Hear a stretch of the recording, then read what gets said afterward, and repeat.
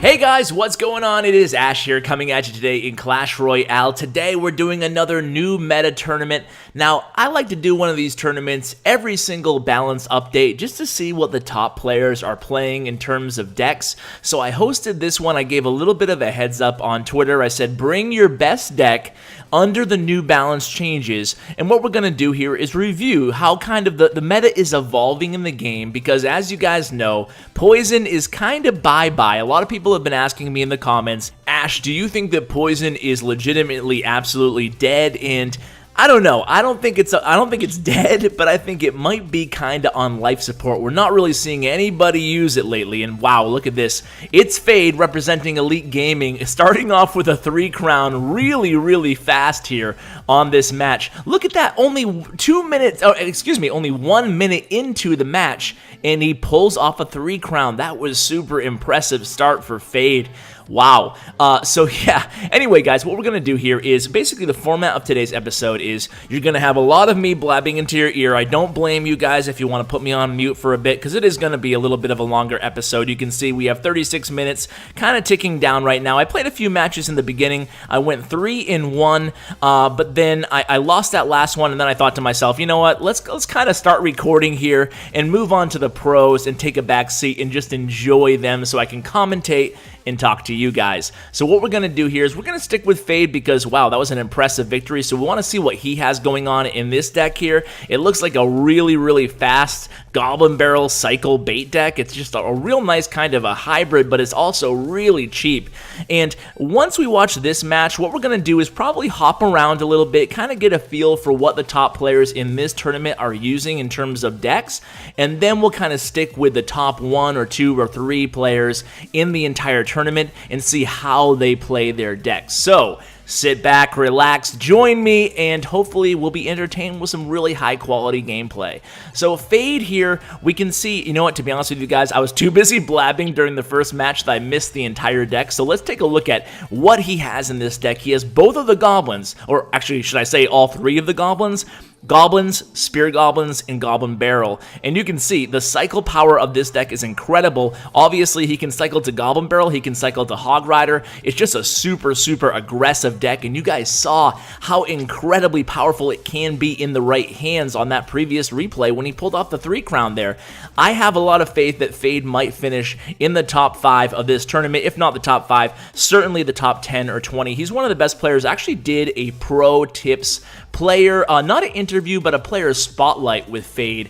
Oh, probably about 3 weeks to a month ago now. So if you guys want to check that out, he's at like 46 or 4,700, actually 47. He's at 4,700 cups as a level 10 right now. That's pretty impressive. It's definitely not record breaking, but it's definitely really impressive. And he's not one of those level 10s with, you know, level 13 cards. He has all level 11. I think he has a couple level 12 commons. But other than that, he's not playing any legendaries. He's just using this type of deck. And you can see he's cycling to that Hog Rider pretty aggressively in that left lane.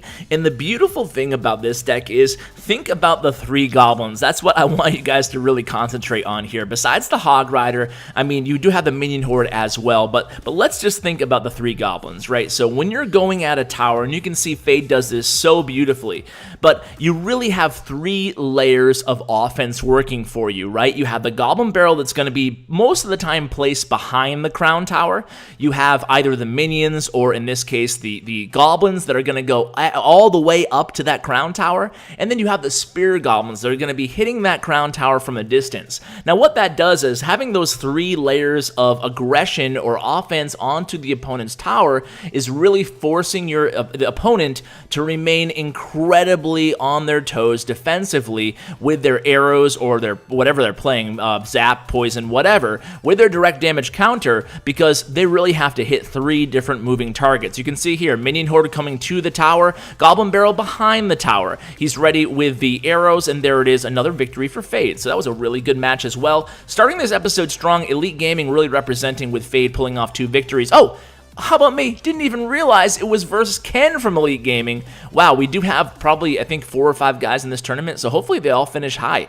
Really rooting for our guys in this one. Look at this. Okay, let's take a look. So throughout this episode, we're going to take a look at all the decks being used. Speaking of Elite Gaming, we're rooting for the Stig here. The Stig is, I hope he doesn't mind me saying this, but I think he's the oldest person in Elite Gaming. One day we did one of those polls, you know, the how old are you poll, and man, I was shocked at how many younger people we have in our clan, and ironically, all the young people in our clan were also all our best players in the clan. Now, that's not a shot at the Stig. It's more of a shot at me and Dennis the Menace. We're probably the second and third oldest in the clan, and we're all in our late 30s. And all our best players, they're young, man. It's something about this game. Maybe it's the hand-eye coordination, but, you know, ages 14 to 18, 19, around that age range, I don't know. It seems like all our best players are in that age range, excuse me. And it's funny because I actually had a comment on my last Pro Tips interview, and the commenter said, Ash, why are you bringing all these young people on the channel? Can't you find some older pros? And I didn't respond to it, but I felt like saying, that's because all the pros are young. I mean, think of Electrify. Like I said, Electrify, Surgical Goblin, widely considered to be some of the best players in the entire game, and both of those guys are 16 years old. So, like I said, it's definitely something like maybe it is the hand-eye coordination of you young folk out there. Maybe you're just more used to these type of fast-action video games. I mean, back in my day, I was playing like old-school RPGs and like Magic the Gathering. Not a lot of hand-eye coordination there, or I don't even want to go into my more embarrassing days of like Dungeons and Dragons or anything like that. But anyway, digression. Yes, I am a huge nerd. But maybe it's also the fact that they just have more time to play, generally speaking. I mean, a lot of us have jobs and families and stuff like that. Not to say that young people don't too, but I don't know what it is exactly. All I'm saying is that I've noticed that trend. But man, what a digression on my part there. Let's go back to this match here with Stig. The reason I'm playing this one here, and this is going to be a common theme throughout this entire episode here, is I want to cover different types of decks. And the deck on the bottom here that Stig is going against is an interesting deck. It's kind of like a pseudo spawner deck. Obviously, it doesn't have the Barbarian hut, but it does have the Furnace, which is making a huge comeback in the game, along with the Goblin hut. And in overtime, especially with the rocket, you can see Stig goes down. Jit must be a young player. Joking. I don't know who Jit is, but obviously the Stig is a great player as well, and he lost to this interesting spawner deck. So if you guys are looking for a spawner type deck, what I'm gonna do is take the time in today's episode, because this is the meta deck episode.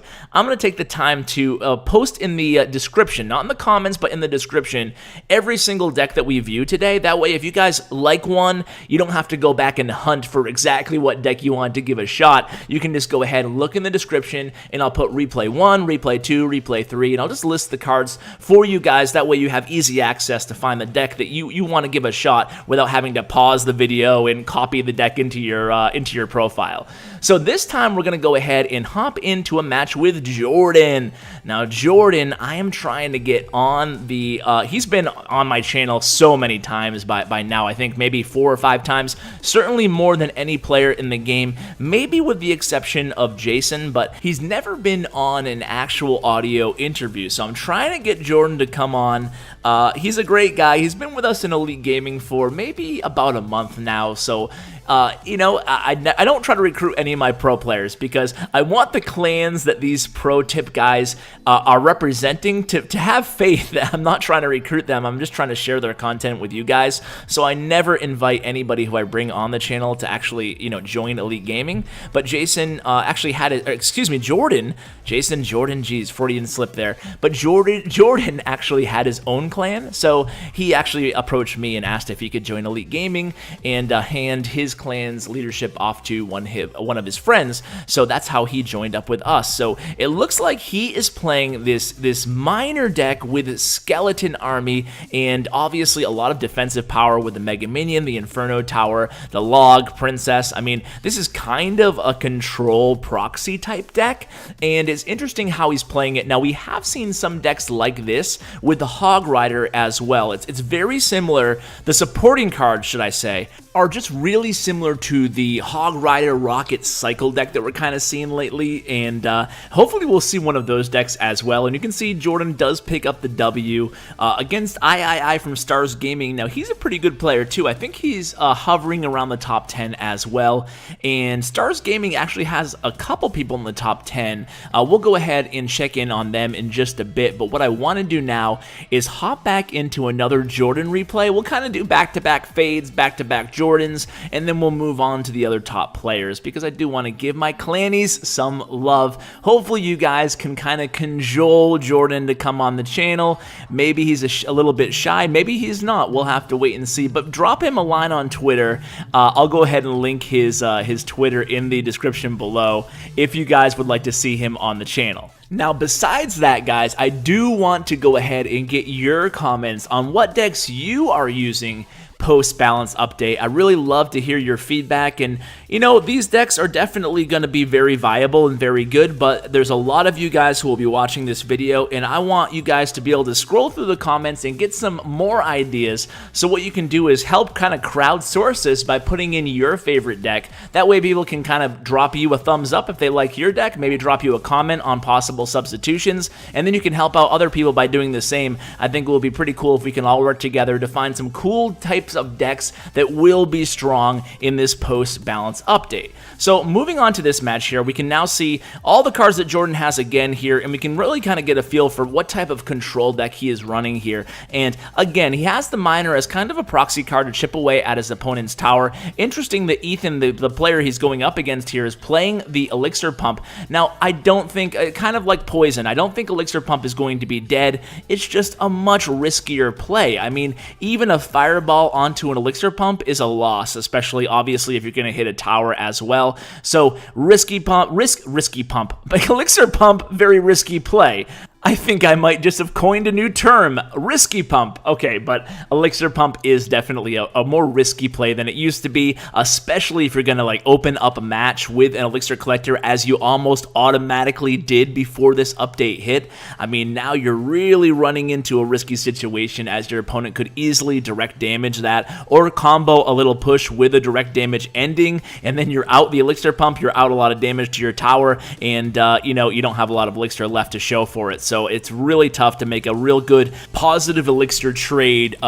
Kudos to OJ. Positive Elixir trade to open up a match with an Elixir Pump. That's why I think we'll still see the Elixir Collectors used, but I think they'll probably be used towards the midpoint or even the last minute of a match. Because why do I say that? Because you can actually tell which of your towers your opponent is focusing on by that point, and then what you can do is just place your Elixir Collector on the opposite side, and then put the onus on your opponent to decide which tower they want to attack with their direct damage. Do they want to go ahead and waste a rocket or a fireball on an Elixir Pump that's not on the tower that they're focusing on?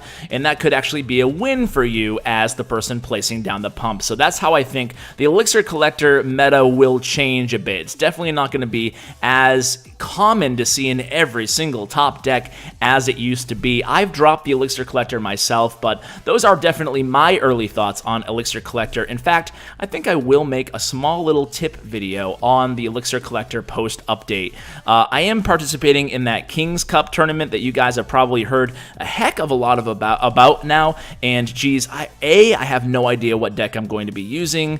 B, I don't have high hopes for myself. I've told you guys so many times in the past that I'm definitely not a pro player. I just don't play the game enough to be a real top player. I consider myself maybe a little bit above average. You know, I have a few 12 Grand Challenge wins, one 12-0 Grand Challenge win, but unfortunately my favorite deck in the game was Miner Control, and that is pretty much dead, at least the version that I used to play. Maybe I'll try out this version here by Jordan, and just being very selfish here, that's one of the reasons that I wanted to do today's video and today's extra tournament, because I did want to cover some post-meta decks to get some good ideas on what I'm going to use there. Now, I do want to clarify about that tournament for those of you who may not know that that's not hosted by Supercell, that's hosted by YouTube Gaming. Gaming. So Supercell really has nothing to do with it other than being the creators of obviously the game that's going to be featured.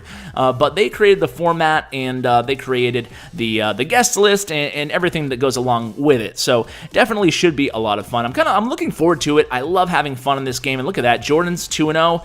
Fade is 2-0. EG representing. What up? So now what I want to do is probably take a look at a different deck. I don't want to stay with the same person for too long because after all, this is the new meta deck tournament, so we want to look at different types of decks. So let's go ahead and speculate, or rather spectate, excuse me, on a different type of deck. So let's go ahead and look at this Lanny McDonald character's Siege deck. Now this guy, I don't think he's lost so far. I actually caught a few of his matches earlier in this tournament. Again, a very, very good Siege player playing an Expo deck that's very similar to the one that I shared very controversially by Patriots34 recently. And, oh god, I don't even know what to say about that video, but I will comment really briefly while we're watching how Lanny McDonald plays, that for those of you who don't know, I recently had a pro player tip with Patriots34. It was a very controversial video. Now, I don't want to make excuses because, you know, excuses are like, you know what, everybody's got one, right? So, Lanny McDonald, by the way, pulls off a very nice W there, it looks like. And Lanny McDonald has been in a few of my other tournaments, another guy from Stars Gaming, and he is a very good player. So we're definitely going to watch a bunch of his matches. He's now in first place as well, so I think this could be come down to the wire. My prediction is that Lanny might pull off this W, but hopefully my boy Jordan or Fade or anybody else representing Elite Nation or the clan family, Elite Gaming, pulls off this victory. But this is a cool deck. Let's check this one out while I discuss briefly the little controversy on my last video. So here is a Golem deck where the Lumberjack is the last card that he has not played yet, Berserker, on the bottom there. So pay attention to how he plays this deck. It could be a fun one to try to replicate if you guys are lucky enough to have the Lumberjack card. So on my last pro player tips, I interviewed Patriot34. Now, I already talked about my excuse, and my excuse was, I've been moving this week, and it has been a hellish week. Let me tell you, I had issues with internet, issues with recording, issues with losing replays, so I had to do that expert interview where I recorded and I interviewed at the same time. Normally, I don't do that. Little tearing down the fourth wall is normally I record the video, and then I talk over it just for the pro tips episodes. That way, I can really concentrate on the interview and already have some familiarity with their gameplay as well. I think it just provides better content at the end and the final product for you guys, and that's what I'm all about. But for that video, I actually did both at the same time, and I noticed that he was doing a little bit of BMing, here and there. I think I saw one or two, laughy faces, and to be honest with you, I don't think that's really the end of the world. It certainly wouldn't preclude somebody from coming onto my channel. I've had a few other expert interviews in the past that have done things like that, especially in regard to something going on actually in the match. So here I am falling all over myself apologizing for him. That's not what my intention is right now. But basically, a lot of you guys were really offended by the level of BMing by Patriots34. I still think that the episode stands alone as a really, really good tutorial. Berserker, by the way, pulling off that win with that interesting deck there, as a good tutorial and a good introduction to Siege decks, specifically Expo Siege decks, similar to the one that Lanny McDonald is playing in this tournament. So he was BMing a lot, and a lot of people took offense to that. And you know what? I'm kind of on the fence, to be honest with you. I think that, I am 100%, as you guys know, I'm 100% against bullying, and especially internet bullying, where it's so easy to be a jerk to somebody over a computer screen. But at the same time, maybe it's gone a bit too far, the negativity about BMing. I mean, it is allowed inside the game, and there is a mute option, and a lot of top players do it. And, maybe there's just some skill involved. A lot of people commented, Lanny pulls off another victory here. A lot of people commented on that video saying they were really disappointed in me for showing that content. And I just wanted to apologize if I offended you in some way by showing that type of thing. And I understand it's totally your right to dislike my video and let me know that you had a problem with it. And I fully support that. That is why there is a like and a dislike button in these videos, for you to go ahead and express your feelings on the type of content that I'm providing. So I have no problem if you ever dislike any of my videos. I'm not a like whore. I don't mind if you do or don't like my videos. It doesn't matter to me, guys. I just try to do the best I can to give you guys some quality content. So a lot of people commented that they were offended, and then a lot of people also commented with some interesting, an interesting comeback to the people who were offended. And they said that, you know, one guy in particular was like, Ash, I come here for the people with the best skill, not the best manners. No one refused or didn't want to watch Muhammad Ali or Michael Jordan or Wayne Gretzky, the best at their game, because they were cocky and they were rude at times and competitive. So I do think there's credence to both sides of the arguments. So me personally, I've had some time to think about it, and I think that I don't BM, I don't do it at all. I always try to be a good sport. So I can only speak and stand by my actions, and if possible, I'd much rather have people on the channel who are really good sports, really good competitors. But at the same time, I do want to stand by my commitment to you guys to bring on the top players in the entire game. So I don't know exactly how I feel about everything. I haven't really fleshed out the whole entire controversy. I use that term very loosely, guys, kind of tongue-in-cheek. It is just a game at the end of the day, but you know, I don't know exactly where I stand, but I do know that I care about you guys. I want you guys to be happy with the content that I provide, so I'll continue to listen to your feedback and try to go ahead and continue to bring the best content that makes you guys happy in the future. So just wanted to kind of address that. Wow, I spent way too much time talking about that, so we're going to put it to rest. We're going to move on with this awesome tournament. So there's only 13 minutes left, just over 13 minutes left. I do want to take a quick look at these top decks here, see what these guys are using.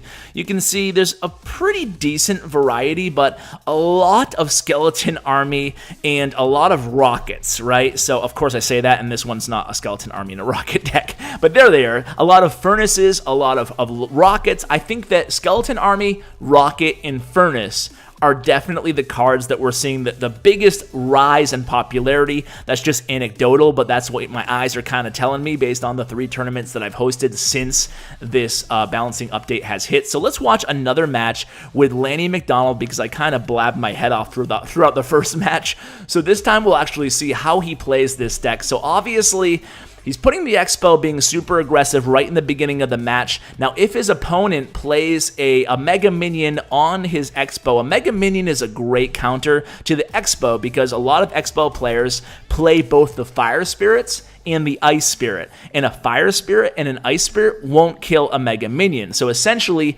you're wasting 9 elixir all to stop a 3 elixir Mega Minion, and it's not even going to get the job done. So that's a great way to counter an Expo. So if you're playing an Expo and your opponent plays a Mega Minion on the Expo, your best defense is playing another Mega Minion and an Ice Spirit. That way you can kill the Mega Minion, and your Mega Minion will survive as well as your Expo. If you don't have the Mega Minion in your hand to defend against the other Mega Minion, then you're better off just letting your Expo kind of die and live to tell this tale another day. So really, if you look at the rest of Lanny McDonald's deck, it's all supporting the Expo. It's all about supporting that Expo card. I mean, with any good Siege player, they're going to go ahead and trickle in some offensive, some chip damage here and there. I mean, it is a chip deck after all. It's really the quintessential chip deck, being that the Expo chips away at a tower itself. You're not going to take down an entire tower with just one Expo, but rather you're going to kind of chip away at it, hence the chip deck. So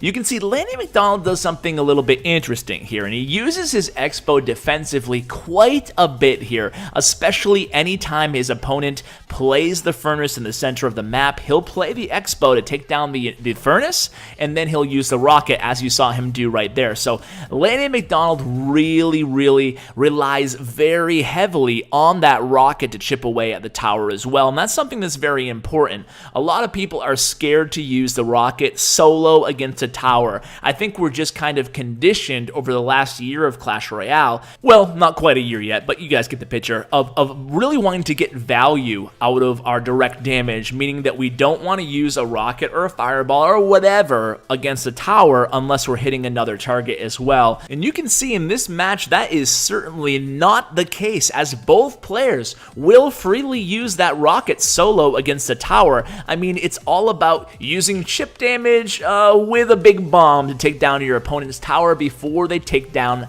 yours. And you can see here again, Lanny really relying heavily on that rocket. Did you guys count how many rocket shots it took to take down that tower? I mean, the rocket did most of the damage there. I want to say it was 3 or 4 rockets on that right tower throughout the course of the match, and that's really what ended up winning the match for Lanny. And now he's in first place. And check this out, guys. Look who is now in second place. It's Retropolis from Elite Gaming 5, or Elite Nation 5, excuse me.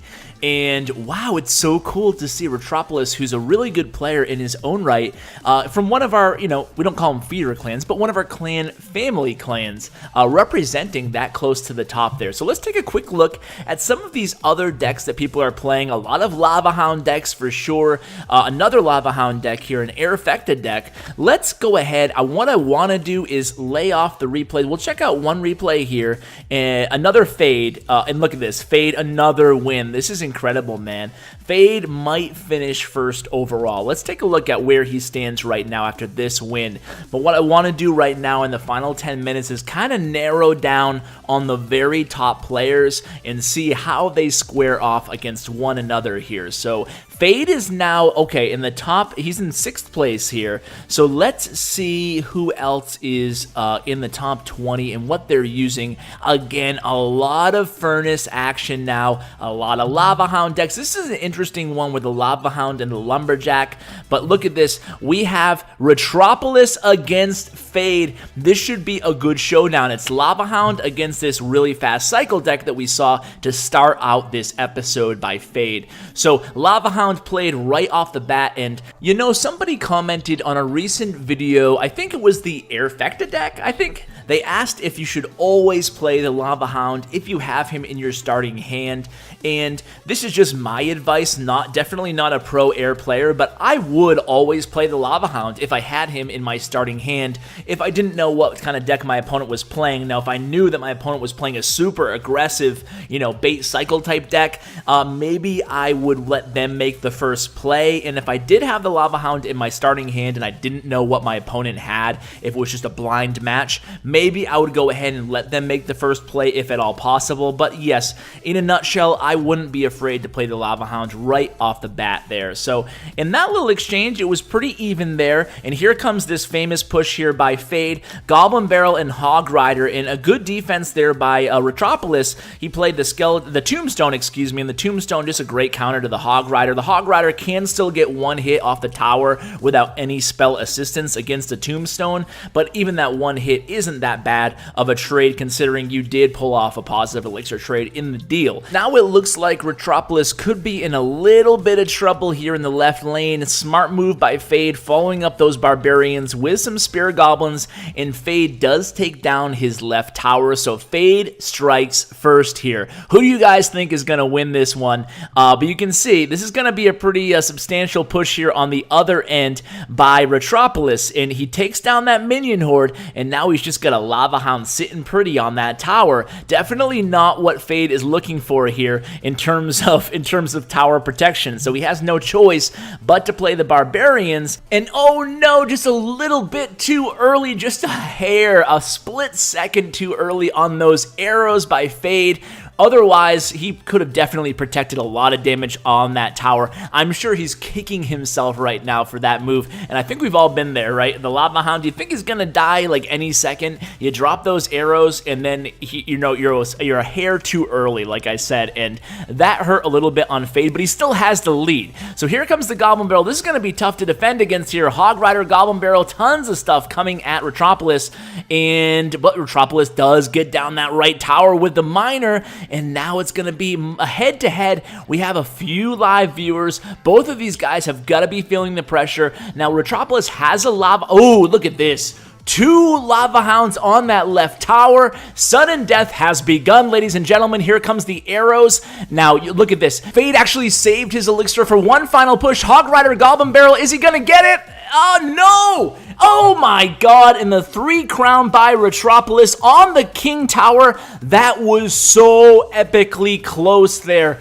Wow, that was definitely the match of this episode. Just a hair of HP left on that right tower, and Fade would have had the win, but instead the 3 crown goes to Retropolis. That was awesome, and now we have Lanny McDonald in first place, Retropolis on second place. We're going to go ahead and view some of the other decks, but I think that it being this close towards the end, I'm hesitant to watch an entire replay without keeping a very close eye on Lanny and Retropolis. So really close, Fade. That was, I'm just going to tell him here in chat, I don't normally do this, but I had to give him some props for that match. It was definitely fun to view as a spectator. It must have been totally crazy to play as an actual player. So just again, guys, going to take a look at the top decks here, again, just so you guys can copy them if you're looking for different ideas, decks that you may not have yet considered. It's tempting to spectate on number 3 and number 4's match here, but okay, it just ended anyway. And you can see the new top 3 right now is kind of shaping up here. Because the trophies are so close between 1 and 2, I do want to make sure I get this match here. But you can see another Golem deck. This one is actually the same deck that I shared in a video 2 days ago. The first deck that I was playing post-update, and I gotta say, really a big fan of it. However, I've never been a huge beatdown guy, so I have gone ahead and switched decks to like a Hog Rider Rocket Cycle deck right now, and I've actually been enjoying that one that I mentioned earlier in today's video. So let's go ahead and take a quick look at these other decks here. Again, another miner. This is very similar to the deck that we saw Jordan playing, and let's go ahead and are these guys gonna play? I sure hope so. Oh, check this deck out, guys. This is kind of an interesting deck here with the Minion Horde and the Barbarians along with the Knight and Goblin Barrel. Starting to see a little bit more variety in decks. It's kind of nice to look at these decks and not just see Goison, Goison, Goison, Goison. I don't know if you guys agree or disagree, although at the same time I'm kind of frustrated because I haven't found my perfect deck yet, because although Goison's gone, as I mentioned, so is my old miner control that really relied heavily on that poison spell to protect the miner once I put him on my opponent's tower as well. So we haven't really found our perfect deck yet. I'm kind of just hopping in and out of these matches right now. Again, don't want to miss the last match of this video, so we'll have to see what happens. Maybe I'll give them till about 1 minute left in the tournament, and then I'll hop into the last match if there is one. If not, we'll just kind of go down the line here, take a look at these decks again. Another Golem Skeleton Army deck. We're seeing so much of that. It looks like here number 3 and number 4 are going to be playing not playing each other. It looks like they're in separate matches because the countdown wasn't exactly in sync there. So yeah, just so much Skeleton Army. I'll tell you what, guys, a lot of people, even asking me on Twitter, what would you change about this deck, Ash? And I gotta say, considering adding the Skeleton Army into basically any type of deck archetype now, it is a great defensive card for only 3 elixir. I mean, pairing the Skeleton Army with the Mega Minion, you're talking about 2 cards that are seriously very, very powerful for both only 3 elixir. And when you use the Skeleton Army card, guys, don't be afraid to use it. I mean, don't be afraid to use it on defense as well. I think a lot of us still have those old habits of, the Skeleton Army is an expensive card, not expensive, but 4 is right in the mid-range, so I don't necessarily want to use it unless I absolutely have to. But now that it's only 3 elixir and the skeletons are so much more powerful, even against splash damage, it actually holds up pretty well. So just tuning in again here, it looks like this one is, okay, I was going to say going into overtime, looks like that's not the case there. So I did win that one, and so far no action on our 2 top players, guys. This is coming down to the wire here. Again, only a few trophies separating them at the top. So look at this. We have Jordan right now in 5th place. Let's see if he's gonna win his game. This should vault him up pretty high in the standings if he pulls off this W here. And you can see it's looking pretty good. Only 45 seconds left right now, and he has 1 tower down and almost no HP HP off of either of his towers. So let's go ahead and return to main menu. I just want to keep... Oh, there they are. They're playing. They're playing, guys. So this one, we're going to go ahead. We'll swap between both of the matches just for the first minute or so. And then what I want to do is I'll go watch Retropolis's replay in Elite Nation 5. And we'll get both of the replays in totality there. So you can see here, it's going to be Expo versus Lava Hound deck. And we'll have to wait and see. Even if Lanny wins this match, it does not guarantee him victory in this tournament. It all depends on who Retropolis is facing here. So let's see. Retropolis is actually facing ZYZZ, who's in 3rd place, and Laney McDonald is facing Rob, who's actually in top 10 as well. So this is really going to be a narrow victory. Both of these guys have to win. If one of them loses, they don't get 1st place. So that's a situation that we're in right now. Lanny starting out again with that Expo, getting a lot of chip damage. Talk about chip damage. This is a lot of chip damage done to that right tower. That is a really convincing opening for Lanny McDonald. He's got to be happy with how things started out in this match. Only a minute and 30 seconds left, but you gotta figure no damage done to his tower. Rob even says well played. I think Rob might know that things are going to be very, very tough. Playing a Lava Hound deck to pull off this big comeback with only 70 seconds left in the match right now. So let's wait and see if Lanny shifts his style of play to be more defensive, and it looks like he is. He's playing the Expo right in the center of his side of the map, just really trying to concentrate on defense here, although he is going to take a little bit of damage from that Minion Horde on that right tower, so things might be a little bit more interesting than they seemed in the beginning here. So really, you can see that Rob is decided not to use the Lava Hound at this point. He's just going to go ahead and try to get some damage done to that right tower using his Minion Horde, and his lightning spell. So he's going to rely on the Minion Horde and lightning while playing defense in the left lane, trying to stop that Expo. And you can see Lanny, since he took all that damage on his right tower, he's starting to be aggressive again on the opponent's left tower, trying to keep him on his toes. And it looks like... Oh, here's Lava Hound. Lava Hound played right now, but only 20 seconds left. And he has the Fire Spirits ready. Fire Spirits take down the entire Minion Horde except for one strong Minion left. And look at that. That's it, man. That's going to be history. Only 10 seconds left. He has the Lightning spell in hand, but he needs more damage done to that right tower. Remember, tournament standard Lightning is only 360-ish damage done to a tower. So yeah, that's going to be well played. So Lanny picks up that victory. Let's see how things are going in the Retropolis match. So Lanny seems like a really likable guy, but I can't help but to pull for my clanmate here. Oh, Retropolis pulls out the victory, and we missed the whole match. And how does it stand? Ooh, Retropolis is in 1st place, and because of the cup differential between 2nd place and 3rd place, nobody will be able to affect 1st and 2nd. So it looks like that is going to be our winner, Retropolis. I'm going to go ahead and head over to Elite Nation 5 because I do want to bring you that last winning replay in its entirety. If you guys are looking for more tips to become a really good Lava Hound player like Retropolis, go ahead and stay tuned for this last replay before I let you guys go. So Elite Nation 5, and of course they're full. That means I'm going to have to go send them a message and come back to you when I'm in the clan. So one sec, guys. All right, so through the magic of editing, that was really fast. Here I am in Elite Nation 5. Let's go ahead and take a look at this replay. Start it from the beginning and just see how Retropolis pulled off this win using the Lava Hound deck. Now, it's probably noteworthy that the only real difference between this Lava Hound deck and the Lava Hound decks that we were seeing before the balance update is A, they're using arrows. You're seeing a lot more arrows than you used to. And B, we have the log added to this deck instead of the poison or the zap spells. So really the arrows and the log are substituting in for poison and zap. You still have the Mega Minion. You still have the lightning to take down the Inferno Tower, to stun the tower, and of course to kill the Mega Minion, the Musketeer, whatever the defender is placing to counter the Lava Hound. So there's still a lot of value value there in terms of the new cards to the deck, but overall, the philosophy, the mentality behind this deck is relatively unchanged, but it's just much more effective now. And of course, there's no elixir pump anymore. A lot of Lava Hound decks, in fact, most Lava Hound decks, but not all. Dylan's deck, for example, the Trifecta never ran the elixir pump, but a lot of the Lava Hound decks used to run the elixir pump. It seems like not many do anymore.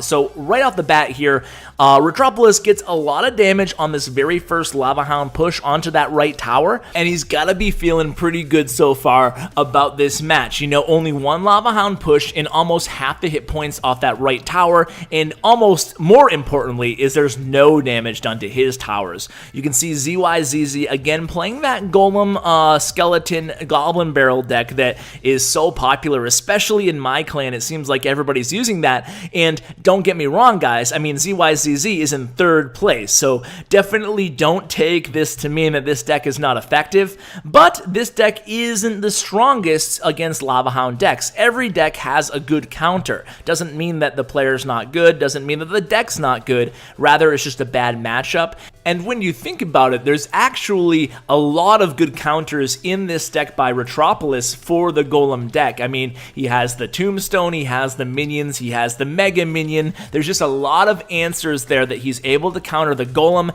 at the same time putting pressure on the opponent's towers via the Lava Hound. So it looks like one more push here might get the job done by Retropolis, and it's probably noteworthy that Retropolis never switches up his towers. You hear a lot of pro players talking about how if they're coming at you hard in one lane, you're not afraid to switch up your tower that you're targeting in the other lane. But when you're going against a Golem deck like this, you can easily just back up your Lava Hound with your defense and turn that into a counter offensively. In this case, you can see right now on the screen, the Mega Minions and the two remaining Minions from the Minion play are going to meet that Lava Hound at the tower, and that's it. It's going to be the win condition, and it's going to be game over. So congratulations to Retropolis of Elite Nation 5 finishing first in our meta tournament. And good job to everybody who participated, and thank you so much, guys, for staying till the very end of this, which could be my longest Clash Royale video ever. What do you guys think of it? Do you guys like it? Do you guys want me to shorten it up in the future? Do you want just the highlights?